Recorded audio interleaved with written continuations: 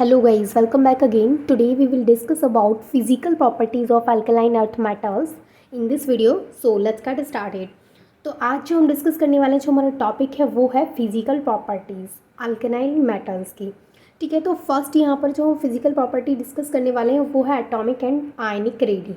तो अगर हम अल्कलाइन अर्थ मेटल्स की एटॉमिक और आयनिक रेडी की बात करें तो इनकी जो एटॉमिक और आयनिक रेडी है वो एटॉमिक नंबर बढ़ने के साथ साथ क्या होती है, बढ़ती है। यानी कि जो इनकी जो अल्कलाइन अर्थ मेटल्स होती हैं इनकी atomic and ionic ready increase होती है किसके साथ साथ, एटॉमिक नंबर के साथ साथ। तो यहाँ आप देख सकते हैं कि बेरिलियम से रेडियम तक आने में इनकी जो एटॉमिक एंड आयनिक रेडी होगी वो क्या होगी, वो भी इंक्रीज़ होगी।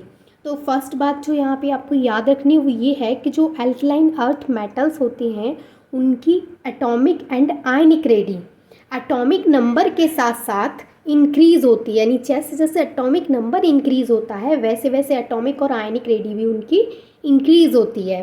ठीक है, अब देखिए यहाँ पर अगर हम कंपैरिजन की बात करें कि अल्कलाइन अर्थ मेटल्स और अल्कली मेटल्स हैं उन दोनों के बीच में कंपैरिजन की बात करें तो atomic and ionic radii of the alkaline earth metals are smaller than of the corresponding alkali metals. इसका मतलब ये है कि जो हमारी ये अल्कलाइन अर्थ मेटल्स हैं इनकी जो एटॉमिक और आयनिक रेडी है वो स्मॉल होती है करस्पॉन्डिंग अल्कली मेटल्स की। ठीक है, तो अगर हम इनकी कंपैरिजन की बात करें तो इनकी जो एटॉमिक और आयनिक रेडी होती है वो क्या होती है, वो स्मॉल होती है करस्पॉन्डिंग अल्कली मेटल से। तो यहाँ पर यही बात दे रखी है कि अगर हम इनकी बिना कंपैरिजन की बात करते हैं कि अल्कलाइन अर्थ मेटल्स की एटॉमिक रेडी और आयनिक रेडी क्या है तो वो एटॉमिक नंबर के साथ साथ इंक्रीज़ होती है। और अगर हम कंपैरिजन की बात कर रहे हैं कि एटॉमिक रेडी और आयनिक रेडी अल्कली मेटल्स की और अल्कलाइन अर्थ मेटल्स दोनों की कंपैरिजन की बात कर रहे हैं तो जो अल्कलाइन अर्थ मेटल्स हैं उनकी एटॉमिक और आयनिक रेडी क्या है, स्मॉलर है किससे, corresponding alkali metals in the same period. और ये क्यों है, this is due to the increase nuclear charge in these elements. अगर हम इसकी सेकेंड फिजिकल प्रॉपर्टी की बात करें तो वो है हार्डनेस।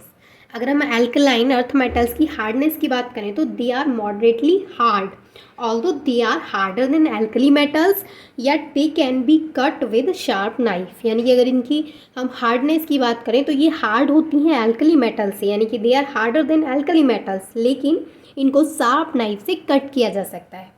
तो सेकंड फिजिकल प्रॉपर्टी क्या है इनकी, अगर हम हार्डनेस के बेस पर करते हैं तो ये मॉडरेटली हार्ड होती हैं, लेकिन ये जो अल्कली मेटल्स हैं उनसे हार्ड होती हैं पर इनको हम कट कर सकते हैं शार्प नाइफ से। तो ये है इसकी सेकंड प्रॉपर्टी।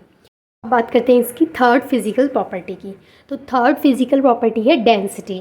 अगर हम इसकी डेंसिटी की बात करें तो जो अल्कलाइन अर्थ मेटल्स हैं इनकी लो डेंसिटी होती है, इनकी जो डेंसिटी होती है वो रिलेटिवली लो होती है but are more dense than alkali metals, लेकिन अल्कली मेटल से मोर डेंस होती है। तो बात करते हैं कि ऐसा क्यों होता है इनकी। वैसे जब हम बात कर रहे हैं कि इनकी जो डेंसिटी है वो रिलेटिवली लो होती है लेकिन मोर डेंस देन अल्कली मेटल्स, यानी कि अल्कली मेटल से मोर डेंस होती है। तो ऐसा क्यों होता है, ऐसा इसलिए होता है क्योंकि इनका जो एटॉमिक साइज़ होता है वो स्मॉल होता है करस्पॉन्डिंग अल्कली मेटल से। इसकी वजह से देखिए यहाँ पर जो हमारी डेंसिटी है वो बेरिलियम से कैल्शियम तक स्लाइटली डिक्रीज़ हो रही है और स्ट्रॉन्शियम से लेकर के रेडियम तक क्या हो रही है, ये इंक्रीज़ हो रही है। तो जो अल्कलाइन अर्थ मेटल्स हैं ये आप यहाँ पर देख सकते हैं इनकी जो डेंसिटी है वो बेरिलियम से कैल्शियम तक क्या हो रही है, स्लाइटली डिक्रीज़, और फिर उसके बाद में क्या हो रही है, ये इंक्रीज़ हो रही है। तो यहाँ पर यही दे रखा है कि alkaline earth metals have relatively low densities, यानी कि जो अल्कलाइन अर्थ मेटल्स होती हैं इनकी रिलेटिवली लो डेंसिटी होती है but are more dense and alkali metals, लेकिन अल्कली मेटल से ज़्यादा डेंस होते हैं। इट इज़ बिकॉज, ये ऐसा क्यों होता है, ऐसा इसलिए होता है their atomic sizes are smaller than corresponding metals, यानी कि जो इनके जो एटॉमिक साइज़ हैं वो स्मॉल होते हैं किससे, करस्पॉन्डिंग अल्कली मेटल से।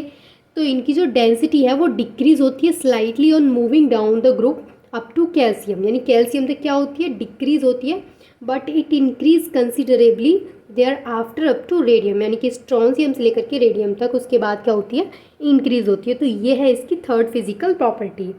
फोर्थ फिजिकल प्रॉपर्टी की बात करें तो फोर्थ फिजिकल प्रॉपर्टी है मेल्टिंग एंड बॉइलिंग पॉइंट्स। तो जो हमारी अल्कलाइन अर्थ मेटल्स हैं इनका मेल्टिंग एंड बॉइलिंग पॉइंट क्या होता है, हायर होता है। किससे? करस्पॉन्डिंग एल्कली मेटल से, यानी कि melting and boiling points of these elements are higher than corresponding alkali metals, यानी कि जो इनका मेल्टिंग और बॉइलिंग पॉइंट है वो क्या होता है? वो हायर होता है करस्पॉन्डिंग एल्कली मेटल से। और ऐसा क्यों होता है? क्योंकि इनकी वैलेंस शेल में 2 इलेक्ट्रॉन प्रेजेंट होते हैं, उसकी वजह से ऐसा होता है, यानी कि this is due to the presence of 2 electron in the valence shell. However, melting and boiling point do not show any regular trend, और इसका जो मेल्टिंग एंड बॉइलिंग पॉइंट होता है वो कोई भी रेगुलर ट्रेंड को शो नहीं करता। तो ये है इसकी fourth physical property. Fifth physical property है इलेक्ट्रोनेगेटिविटी।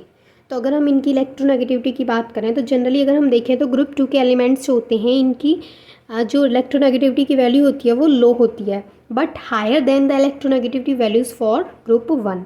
तो जनरली देखें तो इनकी लो होती है लेकिन हाई होती है इलेक्ट्रोनेगेटिविटी वैल्यूज़ फॉर ग्रुप 1। तो ये थी इसकी सारी फिजिकल प्रॉपर्टीज़। आई होप कि आपको सारी अच्छी सी क्लियर हो गई होंगी, एंड थैंक्स फॉर वॉचिंग।